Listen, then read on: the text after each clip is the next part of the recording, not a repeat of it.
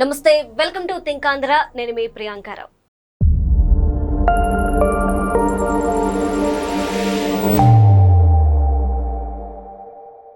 జైల్లో ఉన్న మిథున్ రెడ్డి గారిని కలవడానికి పెద్దిరెడ్డి రామచంద్రారెడ్డి గారు వెళ్ళారు. వెళ్తూ ఆయనతో పాటు ఉన్న గన్మ్యాన్కి మిథున్ రెడ్డికి ఇమ్మని చెప్పేసి ఫుడ్ అలానే పిల్లోస్ ఇచ్చి పంపించారు. అయితే నీ పని ఇది కాదు కదా, నువ్వెందుకు చేసావు అంటూ అక్కడ ఎస్పీ ఈ గన్మ్యాన్ని సస్పెండ్ చేశారు. సో ఇది జరిగితే భూమన కరుణాకర్ గారు ఆ ఎస్పీ మీద ఫైర్ అవుతున్నారు. ఇలా ఎందుకు చేశారు, ఎందుకు సస్పెండ్ చేశారు అని చెప్పేసి.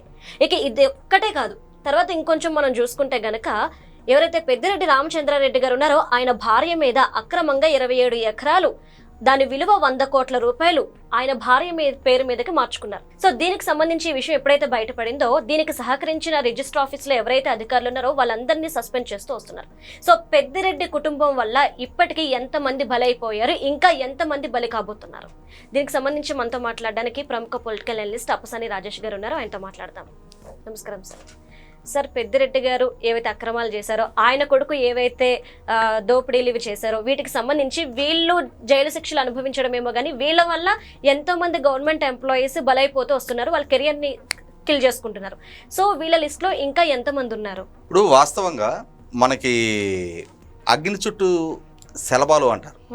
అంటే మనకు ఒక చలిమంట వేస్తా ఉన్నప్పుడు ఆ మంట చుట్టూ మిడతలు ఇట్లాంటి కీటకాలన్నీ తిరుగుతూ ఉంటాయి.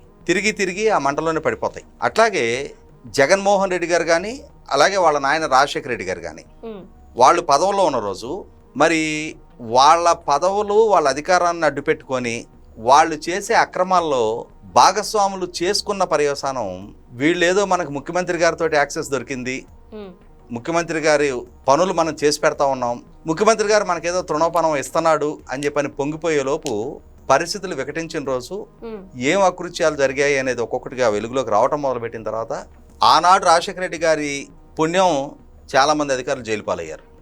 ఐఏఎస్లు, నాటి మైనింగ్ ఎండీగా పనిచేసిన రాజగోపాలు, అలాగే నేడు జగన్మోహన్ రెడ్డి గారి ఆదేశాలు పాటించిన పర్యవసానం ఇప్పుడు చూస్తున్నాం మనం.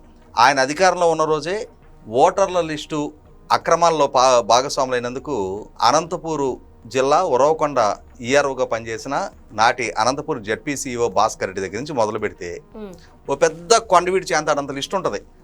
జగన్మోహన్ రెడ్డి ఆదేశాలు పాటించిన పర్యవసానం, తప్పుల్లో భాగస్వాములైన పర్యవసానం ఎంతమంది అధికారులు బలిపశువులుగా మారారు, వాళ్ళ ఉద్యోగాలు తొలగించబడ్డారు, సస్పెండ్ అయ్యారు, కేసులు నమోదైనవి. ఇవాళ చూస్తున్నాం ఎంతమంది ఐపీఎస్ అధికారుల మీద కేసులు నమోదైనవి. వాళ్ళ పిఎస్ఆర్ ఆంజనేయులు జైలు పాలయ్యాడు ఐపీఎస్ అధికారి హోదాలో ఉండి. సంజయ్ అతని మీద కేసు నమోదైంది ఐపీఎస్ అధికారి మీద. కాంతిలాల్ రాణా టాటా అతని మీద కేసు నమోదైంది. రఘురామకృష్ణరాజు గారి కస్టోడియల్ టార్చర్ కేసులో ఏఎస్పీగా పనిచేసిన అధికారి అతను జైలు పాలయ్యాడు.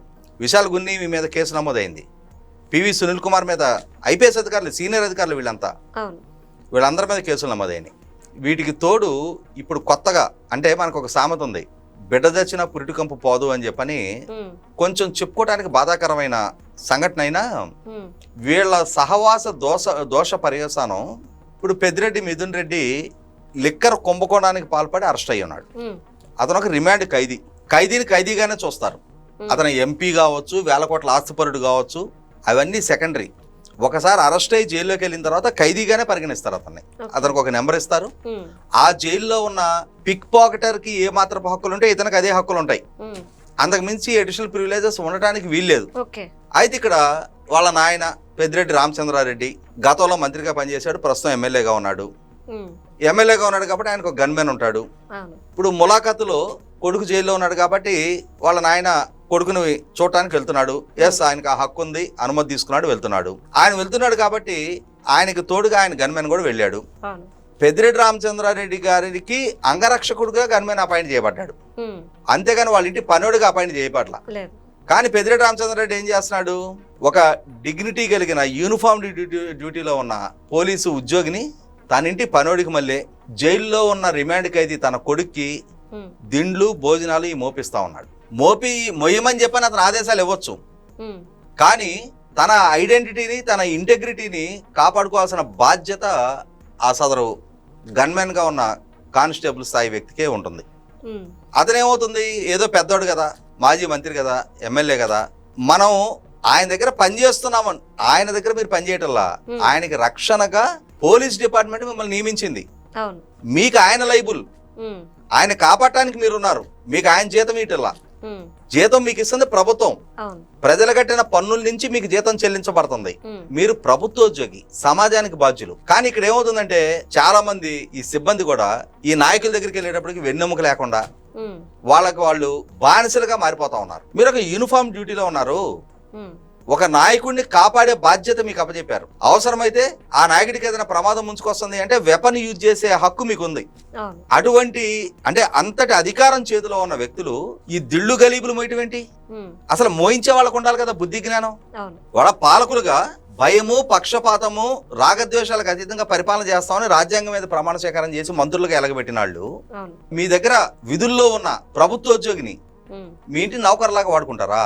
పోలీసు అధికారులు దాన్ని గమనించారు. ఇవాళ డ్యూటీలో ఉన్న గన్మ్యాన్ పెద్దిరెడ్డి రామచంద్రారెడ్డి గారి కోసం ఏదైనా సహాయం చేశాడన్నా కొంతవరకు కోర్చుకోవచ్చు. ఆయన ఎమ్మెల్యే, ఆయన దగ్గర గన్మ్యాన్ గా ఉన్నాడు. ఒకవేళ వయసు రీత్యా ఆయన ఏదైనా మొయ్యలేకపోతున్నాడు అని చెప్పని మానవతా దృక్పథంతో ఆయనకి ఏదైనా హెల్ప్ చేశాడంటే అర్థం ఉంది. కానీ ఒక రిమాండ్ ఖైదీకి మోసుకెళ్ళటం ఏంటి? నువ్వు పోలీస్, అతను అరెస్ట్ అయ్యి ఉన్న ముద్దాయి. అంటే దొంగ పోలీస్ అనేది చూస్తాంగా మనం. ఇవాళ జైల్లో ఉన్న అక్యూజ్డ్ అతను, నువ్వు పోలీస్, నువ్వు అతనికి సేవలు చేయకూడదు. జైలు మాన్యువల్ ప్రకారం జైల్లో వీళ్ళు ఓడవాలి, కడగాలి. కానీ రాజకీయ ఖైదీలు కాబట్టి వీళ్ళకి హోదా, అధికారం, డబ్బు, దశకం ఇవన్నీ ఉన్నాయి కాబట్టి వాటిని విరజిమ్మి జైల్లో కొంతవరకు ఆ వెసులుబాటు దక్కించుకుంటా ఉంటారు. కానీ జైలు నిబంధనల ప్రకారం చూసుకుంటే అందరూ సమానమే, ఎవరికి అడిషనల్ ప్రివిలేజెస్ ఇవ్వడానికి వీల్లేదు. ప్రొవైడెడ్ న్యాయస్థానం వాళ్ళని ప్రత్యేక తరగతిగా చూడండి, వాళ్ళకి స్పెషల్ ప్రివిలేజెస్ ఇవ్వండి అని చెప్పని ఆదేశిస్తే తప్ప, ఒకవేళ అలా ఇచ్చిన ఆదేశాలకు అనుగుణంగానే అతనికి దిండు గలీబులు మోసుకెళ్తే వాళ్ళ నాన్న బాధిస్తుంది, ఆయన మోసుకెళ్ళాలి. లేదు అనంటే నేను ఎమ్మెల్యే నేను మోసుకెళ్ళడం ఏంటంటే కోర్టు నుంచి అనుమతి తీసుకొని, జైలు సిబ్బంది నుంచి అనుమతి తీసుకొని ఒక పనోడిని మీ ఎండ పట్టుకెళ్ళాలి. అంతేగాని డ్యూటీలో ఉన్న పోలీసుని పనోడు చేస్తారా? అంటే ఇక్కడ ఏమవుతుంది, పోలీసు ఆత్మగౌరవాన్ని అక్కడ ఒక శాసనసభ్యుడు హోదాలో ఉన్న వ్యక్తి పలచం చేశాడు. ఇది గమనించిన తర్వాత నీ వ్యక్తిత్వాన్ని నువ్వు కాపాడుకోలేకపోయావనే ఉద్దేశంతో ఎస్పీ గారు అతను సస్పెండ్ చేశాడు. ఎస్పీ గారు తీసుకుంది కరెక్ట్ నిర్ణయం. అది ఈ విధమైన సంకేతం పంపించడం ద్వారా మిగిలిన గన్మ్యాన్లందరికీ కూడా మీరు విధుల్లో ఉన్నారు, మీరు పోలీస్ సిబ్బంది, వాళ్ళ ఇంటి నౌకర్లు కాదు, మీరు వాళ్ళ వ్యక్తిగత సిబ్బంది కాదు అని చెప్పని ఒక సంకేతాన్ని ఇవ్వటం. మీ ఆత్మగౌరవాన్ని, మీ వ్యక్తిత్వాన్ని మీరు కాపాడుకోండి అని చెప్పని ఒక సంకేతాన్ని ఇవ్వటం. మీరు కాపాడుకోలేకపోతే మీ మీద చర్యలు తీసుకుంటాం అని చెప్పని ఒక బలమైన సంకేతాన్ని ఎస్పీ గారు ఇచ్చారు. దానికి భూమన కరుణాకర్ రెడ్డికి పొడుచుకొస్తా ఉంది. మానవతా దృక్పథంతో పెద్దిరెడ్డి రామచంద్రారెడ్డి గారికి చెయ్యి ఇరుగుంది. ఆ చెయ్యి ఇరుగుంటే ఆయన మొయ్యలాగా, అంటే ఏం చెయ్యి ఇరుగుంది, బానే ఉన్నాడుగా, దిండు మొయ్యలేకపోతున్నాడా? సంకర పెట్టుకెళ్ళొచ్చు దిండు, దాన్ని ఏమి ఒక 10 కిలోల బరువు ఉంటుందా, 20 కిలోల బరువు ఉంటుందా? అంటే ఇవన్నీ సమర్థించుకోవడానికి కూడా కనీసం ప్రజలని కన్విన్స్ చేయగలిగే సమాధానాలు చెప్తే చేసింది తప్పు. మీరు చేసిన తప్పుకి ఒక చిన్న ఉద్యోగి, ఇప్పుడు ఆ కానిస్టేబుల్కి ఒక కుటుంబం ఉంటుంది. ఇవాళ అతని కెరీర్ ప్రమాదంలో పడితే అతని మీద చర్యలు తీసుకోవడం మొదలు పెట్టడం వల్ల అతని కుటుంబం సఫర్ అవుద్ది. రేపు రోజున ఈ సస్పెన్షన్ కారణంగా అతను ఫర్దర్గా ప్రమోషన్స్లో వీటిల్లో అతను వెనకబడిపోతాడు. అంటే ఇక్కడ ఏమర్థమవుతుంది, వీళ్ళ సహవాస దోష పర్యవసానం వీళ్ళ నీడ కింద మరిచెట్టు కింద మొక్క కూడా మొలవదు అని చెప్పని వీళ్ళ స్వార్థానికి, వీళ్ళ రాజకీయ ప్రాబల్యం కోసం ఎంతమందిని బలిపశువులుగా మారుస్తారు. నిన్నే ఇంకొక వార్త బయటకు వచ్చింది. అంటే ఇది ఎప్పటి నుంచో విచారం జరుగుతున్నదే. ఏర్పేట మండలం వికృతమాల రెవెన్యూ పరిధిలో ఈ పెద్దిరెడ్డి రామచంద్రారెడ్డి ఫోర్జరీ డాక్యుమెంట్లతో తన భార్య పేరిట 27 ఎకరాలు దఖలుపరుచుకున్నాడంట. రిజిస్టర్ చేయించుకున్నాడు, రికార్డ్స్ ట్యాంపర్ చేశారు, తప్పుడు డాక్యుమెంట్లు సృష్టించారు, 100 కోట్ల రూపాయల ఆస్తి సంపాదించుకున్నాడు. ఇవాళ ఈ మొత్తం దొంగతనం బయటకు వచ్చింది. అధికారులు విచారణ జరిపారు. జరిగింది ఫోర్జరీ వ్యవహారం అని చెప్పి నిర్ధారణ అయింది. ఎఫ్ఐఆర్ కట్టారు, జూన్ నెలలోనే ఎఫ్ఐఆర్ కట్టారు.